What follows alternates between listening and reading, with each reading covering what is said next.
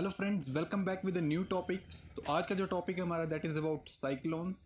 तो first of all हमें पता होना चाहिए साइक्लोन क्या होते हैं, कितनी तरह के होते हैं, और बेसिकली जो मेन है हमारे पास ट्रॉपिकल साइक्लोन वो क्या होते हैं, वो कहाँ पर फॉर्म होते हैं, क्या कंडीशंस चाहिए उनको बनने के लिए। तो आज का जो हमारा डिस्कशन है वो ट्रॉपिकल साइक्लोन्स के बारे में ही है। बेसिकली हमारे पास अगर साइक्लोन की बात करें तो साइक्लोन हमारे पास दो तरह के आते हैं, एक आपके ट्रॉपिकल और एक आपके हमारे पास आते हैं टेम्परेट, जिनको हम एक्स्ट्रा ट्रॉपिकल साइक्लोन्स भी कहते हैं, एक्स्ट्रा एक्स्ट्रा ट्रॉपिकल भी कहते हैं। ओके फ्रेंड्स, तो बेसिकली दो तरह के साइक्लोन्स है, एक ट्रॉपिकल साइक्लोन है और एक टेम्परेट साइक्लोन है। ट्रॉपिकल साइक्लोन्स की बात करें तो वो ज़्यादातर हमारे पास बनते हैं आपके ट्रॉपिक ऑफ कैंसर और ट्रॉपिक ऑफ कैप्रिकॉन के बीच में। ठीक है, जो ये पोर्शन है ये हमारा ट्रॉपिकल रीजन है बिटवीन ट्रॉपिक ऑफ कैंसर और tropic of Capricorn. Tropic of Cancer और ट्रॉपिक ऑफ कैप्रिकॉन के बीच में जो भी साइक्लोन्स बन रहे हैं एक्सेप्ट इक्वेटर, बताऊंगा मैं इक्वेटर पे क्यों नहीं बनते, तो वो जो जितने भी साइक्लोन्स हैं वो हमारे पास ट्रॉपिकल साइक्लोन्स आते हैं। और टेम्परेट साइक्लोन्स वो साइक्लोन जो हमारे पास टेम्परेट रीजन में बनते हैं। ठीक है, अब दोनों के पीछे जो कॉज है कि ट्रॉपिकल साइक्लोन कैसे क्यों बनते हैं, क्या कारण है, एक्स्ट्रा ट्रॉपिकल साइक्लोन क्यों बनते हैं, क्या कारण है, दोनों के पीछे अलग अलग जो थ्योरीज है, तो आज हम डिस्कस करेंगे ट्रॉपिकल साइक्लोन्स के बारे में। तो friends, cyclones formed in tropical region except equator, मतलब इक्वेटर को छोड़ करके ट्रॉपिकल रीजन में जहाँ भी कहीं साइक्लोन्स बन रहे हैं तो उनको हम ट्रॉपिकल साइक्लोन्स कहते हैं। ठीक है, tropical cyclones are mainly formed over large vast water bodies. ठीक है, अब ये चीज़ आपको हमेशा याद रखनी है कि जो ट्रॉपिकल साइक्लोन्स है वो वाटर बॉडीज़ के ऊपर ही बनेंगे, जो भी हमारे बड़ी वाटर बॉडीज़ है। अब बड़ी वाटर बॉडीज़ क्या होगी, ओशन होगा। ठीक है, ओशन जो है वो एक बहुत बड़ा वाटर सरफेस है, बहुत बड़ी वाटर बॉडी है, तो उसके ऊपर ही हमारे पास ट्रॉपिकल साइक्लोन्स बनते हैं, वहाँ देखने को मिलते हैं। Conditions for formation of tropical cyclones ये बहुत इंपॉर्टेंट है। ठीक है, यहाँ से आपका ये वाला जो कॉन्सेप्ट एक क्लियर हो जाएगा कि इक्वेटर पे क्यों नहीं बनता। ठीक है फ्रेंड्स, तो हमने कुछ कंडीशंस रखी है, अगर वो कंडीशंस फुलफिल नहीं हो रही है तो आपके जो ट्रॉपिकल साइक्लोन्स है वो नहीं बनेंगे। अगर एक भी कंडीशन इनमें से फुलफिल नहीं होगी तो ट्रॉपिकल साइक्लोन्स नहीं बनेंगे। जैसे लार्ज वाटर बॉडी चाहिए, क्यों चाहिए, to keep moisture supply continuously. ठीक है, हम देखेंगे अभी आगे देखेंगे कि जब भी साइक्लोन बनता है तो साइक्लोन की जो कॉन्टीन्यूटी है उसको मेंटेन रखने के लिए उसको मॉइस्चर की सप्लाई कंटिन्यू चाहिए। ठीक है, और मॉइस्चर की सप्लाई कहाँ से मिलेगी, उसको पानी से मिलेगी। पानी कहाँ पर है, वाटर बॉडी में है। अगर वाटर बॉडी छोटी है तो मॉइस्चर सप्लाई कुछ टाइम तक रहेगी। अगर वाटर बॉडी बहुत बड़ी है तो जो साइक्लोन है वो बहुत टाइम तक ट्रैवल कर सकता है, बहुत दूर तक ट्रैवल कर सकता है। दैट मीन्स उसके अंदर मॉइस्चर की सप्लाई कंटिन्यू रहेगी। ठीक है, तो जो लार्ज वाटर बॉडी है हमारे पास वो मॉइस्चर की सप्लाई कंटिन्यू रखती है। ठीक है, अब बात करें temperature of water should be high above 26.5 degree Celsius, mainly हम ये लेते हैं, मैंने ऐसे लिख दिया था।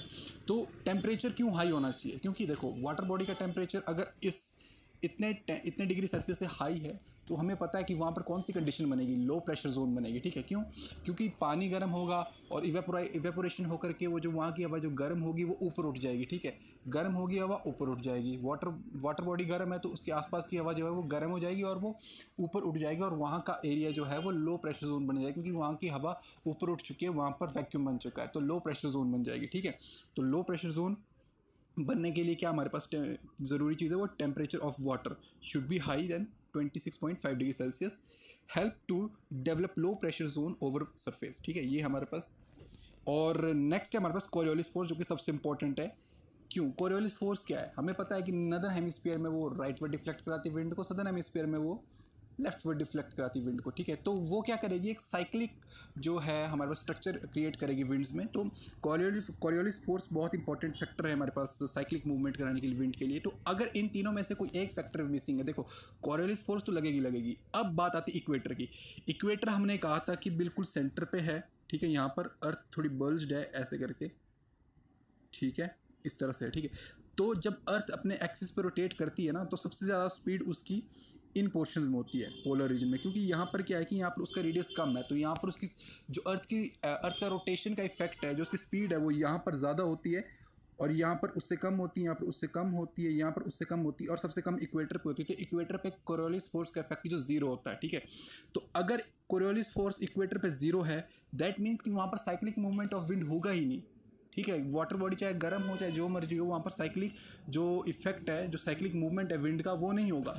साइक्लिक मूवमेंट नहीं होगा तो साइक्लोन बन ही नहीं पाएगा, क्योंकि साइक्लोन में पता है, साइक्लोन जो वर्ड है वो दिखा ही रहा है कि साइक्लोनिक मूवमेंट है। अगर साइक्लोन में साइक्लोनिक मूवमेंट नहीं है तो उसको हम साइक्लोन नहीं कहेंगे। अगर विंड में साइक्लिक मूवमेंट नहीं है तो हम उसको साइक्लोन नहीं कहेंगे। तो वही कारण है कि कोरियोलिस फोर्स जो है इक्वेटर पे ज़ीरो, और उसी की वजह से क्या है कि जो हमारे पास इक्वेटर है वहाँ पर साइक्लोन्स देखने को नहीं मिलते। अब आओ बात करते हैं साइक्लोन्स की फॉर्मेशन कैसे होती है। अब जैसे मैं बात कर रहा हूँ, ये हमारे पास कोई वाटर बॉडी है, ठीक है, वाटर बॉडी है, हमने बात की थी इसका टेम्परेचर 26.5 डिग्री सेल्सियस से ज़्यादा है, ज़्यादा टेम्परेचर है, दैट मीन्स कि यहाँ का जो हवा है वो ऊपर उठ चुकी है और वहाँ यहाँ पर क्या बन गया, लो प्रेशर जोन बन गया, ठीक है। मैंने इसको लो प्रेशर जोन से यहाँ पर डिनोट किया है, ठीक है, लो प्रेशर जोन है।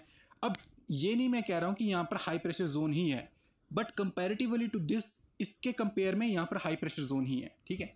अब यहाँ पर सबसे ज़्यादा टेम्परेचर है, बहुत ज़्यादा, बहुत बड़ी वाटर बॉडी, बहुत ज़्यादा टेम्परेचर, तो यहाँ पर लो प्रेशर जोन है। चाहे यहाँ पर हाई प्रेशर जोन नहीं भी है, बट इसके कंपैरेटिवली यहाँ पर हाई प्रेशर जोन है, ठीक है। तो इसके आसपास हर जगह पे यहाँ पर हाई प्रेशर जोन बना हुआ है, ठीक है, क्योंकि बीच में लो प्रेशर जोन बना है जहाँ पर ये वाटर बॉडी एग्जिस्ट करती है, ठीक है। तो आसपास से हवा आएगी, क्योंकि हमें पता है हवा का जो है वो movement high pressure to low pressure रहता है, क्योंकि ग्रेडियंट के हिसाब से कोई भी चीज़ मूवमेंट कब करेगी, ग्रेडियंट के हिसाब से। अगर ग्रेडियंट जहाँ ज़्यादा है तो ज़्यादा से कम की तरफ जाएगी, ठीक है, जैसे ऑस्मोसिस में हम देखते हैं। तो हवा हाई प्रेशर से लो प्रेशर जा रही है, ठीक है।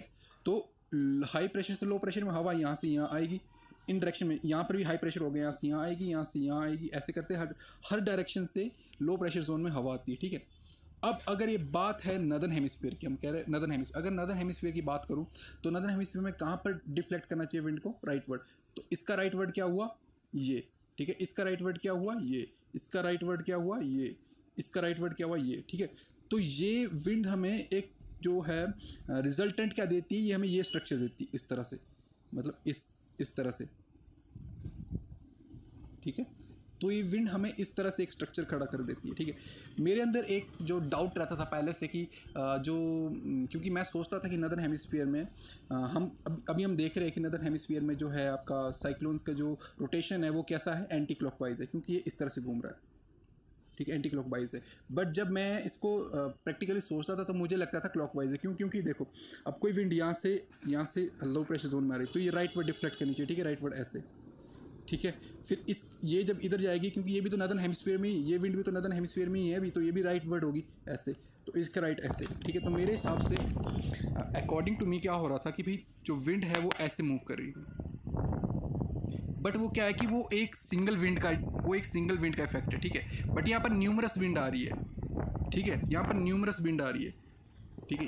इसका अलग से इफेक्ट होगा, इसका अलग से इफेक्ट होगा। तो हम क्या लेते हैं, हम रिजल्टेंट लेते हैं इन सब का, इनका रिजल्टेंट, क्योंकि हमें जो इफेक्ट है वो बड़ा सा लार्ज सा साइक्लोनिक स्ट्रक्चर दिखेगा, साइक्लिक स्ट्रक्चर दिखेगा, तो हमें उसमें यही स्ट्रक्चर दिखेगा, ठीक है, पूरा सा स्ट्रक्चर दिखेगा, ठीक है फ्रेंड। ये डाउट क्लियर होना चाहिए कि ये यहाँ पर एंटी क्लॉकवाइज नदर्न हेमिस्फीयर में है, एंटी क्लॉकवाइज,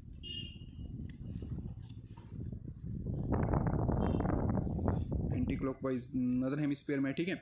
और अब मैं बात करता हूँ कि रेज कैसे होता है। अब हम कह रहे थे कि यहाँ पर लो प्रेशर जोन है तो यहाँ पर साइक्लिक स्ट्रक्चर बन रहा है। अब हम देखते हैं कि साइक्लोन सिर्फ ऐसा नहीं होता, वो एक पूरा बड़ा सा स्ट्रक्चर होता है, नीचे से स्टार्ट होता है और ऊपर जाता है, ठीक है, इस तरह से। तो अब वो ऊपर कैसे उठता है, जैसे हमने कहा था यहाँ पर, जैसे यहाँ पर लो प्रेशर जोन है, आसपास से हाई प्रेशर जोन से हवा आ रही है, ठीक है, इधर, तो यहाँ पर वो ऐसे एंटी जो क्लॉकवाइज है वो स्ट्रक्चर क्रिएट कर रहा है, ठीक है।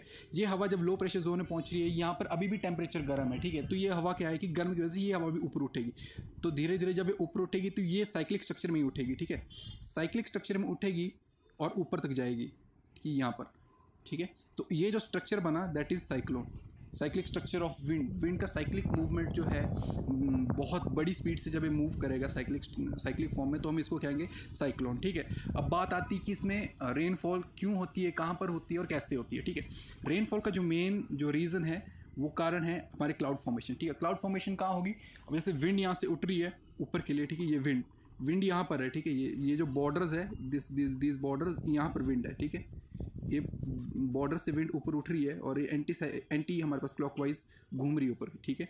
तो ये जैसे जैसे ऊपर पहुंचेंगी एक टाइम पे, मतलब कंपैरेटिवली दिस यहाँ पर ठंडा है, ठीक है, यहाँ ठंडा है, तो ऊपर जा करके ये हवा क्या कंडेंस होकर क्या बनाएगी, क्लाउड्स। क्यों, क्योंकि यहाँ से इन्होंने लॉट ऑफ मॉइस्चर कैरी किया है, ठीक है, मॉइस्चर कैरी किया है इन्होंने सी से, ठीक है, सी का पानी गर्म है, ये सी के ऊपर ही मूव कर रही है, ओशन के ऊपर ही मूव कर रही है, तो ये बहुत सारा मॉइस्चर यहाँ से लेके जाएगी ऊपर तक, ठीक है। ऊपर क्लाउड फॉर्मेशन होगी, ठंडा है क्योंकि कंपैरेटिवली दिस, यहाँ पर क्लाउड फॉर्मेशन होगी, तो क्लाउड फॉर्मेशन की वजह से यहाँ पर बारिश होगी, ठीक है। बारिश कहाँ होगी? इन बॉर्डर्स वाले एरिया में, ठीक है, क्योंकि हवा जो मूव कर रही है वो इन बॉर्डर्स में ही कर रही है, ठीक है। और जो बीच का पोर्शन है दैट इज़ आई, ठीक है। अब अगर मैं इसका एक नॉर्मल सा डायग्राम बनाऊँ तो जो साइक्लिक स्ट्रक्चर है, फॉर एग्जांपल मान लो इस तरह से मेरे सही बन रही है, मेरा ड्राइंग ऐसे भी थोड़ा ख़राब है, तो ये इस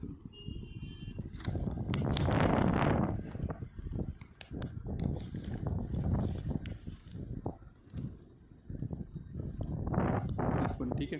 फॉर एग्जांपल ये साइक्लिक स्ट्रक्चर है, ठीक है। तो ये जो बीच वाला पोर्शन है, ये जो बीच वाला पोर्शन है, दिस इज कॉल्ड आई, ठीक है। बादल कहाँ बनेंगे? यहाँ पर बॉर्डर में, यहाँ पर बनेगा बादल और यहाँ पर बनेगा, क्योंकि विंड यहाँ पर उठ रही होगा, ठीक है। तो बारिश जो है इन बॉर्डर्स वाले एरिया में होगी, ठीक है। यहाँ पर बहुत तेज़ बारिश होगी, ठीक है। यहाँ पर भी बहुत तेज़ बारिश होगी, ठीक है। और जो आई वाला पोर्शन है, यहाँ पर क्लियर स्काई है, क्लियर स्काई है, तो यहाँ पर क्या होगी? धूप होगी और यहाँ पर इफेक्ट ज़ीरो होता है, ठीक है। यहाँ पर जो है विंड का इफेक्ट देखने को नहीं मिलता है। जो हमारे पास बॉर्डर्स एरिया है, जैसे जहाँ पर जो विंड का है जो इफेक्ट पड़ रहा है, वहाँ पर हमें ऊपर टॉप में जाके क्लाउड्स देखने को मिलेंगे और उसी एरिया में हमें बारिश देखने को मिलेगी। आई जो है वो काम सरफेस होता है, यहाँ पर कुछ नहीं देखने को मिलता है, यहाँ पर क्लियर स्काई रहता है और यहाँ पर धूप भी लगती है, ठीक है। तो ये था हमारे पास मेन जो थ्योरी है ट्रॉपिकल साइक्लोन से रिलेटेड कि साइक्लोन कैसे फॉर्म होता है, कहाँ पर बारिश होती है, कैसे होती है, क्या रीज़न है, साइक्लिक फॉर्मेशन क्यों होती है विंड का। अब बात आती है कि हम देखते हैं कि जब भी साइक्लोन आपके कोस्टल एरिया को हिट करता है तो कुछ टाइम बाद क्या होता है कि साइक्लोन एक तरह से डाई कर जाता है, मर जाता है, ख़त्म हो जाता है। ऐसा क्यों होता है, क्या कारण है? जैसा कि मैंने आपको यहाँ पर कहा था कि साइक्लोन बनने के लिए और उसकी कॉन्टीन्यूटी के लिए ये तीनों चीज़ें ज़रूरी है, ठीक है। अगर आपका टेम्परेचर भी कम हो रहा है, अगर मतलब फॉर एग्जांपल टेम्परेचर कम हो रहा है वहाँ पर उस एरिया का धीरे धीरे, तो क्या होगा? वो लो प्रेशर जोन नहीं बन पाएगी। लो प्रेशर जोन नहीं बन पाएगी तो ऑब्वियस सी बात है कि वहाँ पर विंड्स आसपास से नहीं आएगी उस स्पीड से। जितना इंटेंसिफाइड लो प्रेशर होगा उतनी स्पीड से विंड आएगी और उतना स्ट्रॉन्ग साइक्लिक स्ट्रक्चर बनेगा, उतना स्ट्रॉन्ग साइक्लोन बनेगा। अगर यहाँ पर लो प्रेशर जोन अच्छे से नहीं बन पा रहा है तो क्या है? तो हमारे पास जो विंड्स है वो यहाँ पर मूव नहीं करेगी तो साइक्लिक स्ट्रक्चर यहाँ पर क्रिएट नहीं होगा, ठीक है। कोरोनल फोर्स तो एग्जिस्ट करती है एक्सेप्ट इक्वेटर पे नहीं होगी। लार्ज वाटर बॉडीज़, यहाँ पर बात आती है, जैसे कोस्टल एरिया में हिट करेगा साइक्लोन, ठीक है, तो वो स्लोली क्या करेगा? वो वाटर बॉडी से लैंड में आना स्टार्ट हो जाएगा, ठीक है। जैसे ही वो लैंड में आएगा तो उसका जो है मॉइस्चर सप्लाई कट हो जाएगी, यहाँ से वाटर से उसका जो नाता टूट जाएगा, मॉइस्चर सप्लाई कट हो जाएगी। जैसे ही मॉइस्चर सप्लाई कट हो जाएगी तो स्लोली कुछ टाइम तक तो उसके अंदर इफेक्ट होगा, जब तक उसके अंदर वो मॉइस्चर है जो वो सी से लेके आया। बट जैसे ही वो मॉइस्चर की सप्लाई कट होगी, वो मॉइस्चर जो उसके अंदर बचा हुआ था वो खत्म हो जाएगा, तो वो साइक्लोन डाई कर जाएगा। बट तब तक उसने काफ़ी तबाही मचा दी होती है जो कोस्टल एरियाज़ है, ठीक है। पूरा theory regarding tropical cyclone next video में हम पढ़ेंगे कि एक्स्ट्रा ट्रॉपिकल साइक्लोन्स क्या होते हैं और जिन्हें हम टेम्परेट साइक्लोन्स कहते हैं उनका फॉर्मेशन कैसे होता है, क्या कारण है, और वो हमें ज़्यादातर लैंड पे देखने को मिलते हैं। तो क्या कारण है कि वो लैंड पे बन पा रहे हैं, तो उनको नेक्स्ट वीडियो में कवर करेंगे। थैंक यू फ्रेंड्स, और अगर आपको वीडियो अच्छी लगे तो अपने फ्रेंड्स को शेयर करें और प्लीज़ सब्सक्राइब माई चैनल। और अगर आपको इससे रिलेटेड कोई भी डाउट हो तो आप कमेंट सेक्शन में पूछ सकते हैं। और thank you friends, share this video जितना आप कर सकते हो। Thank you.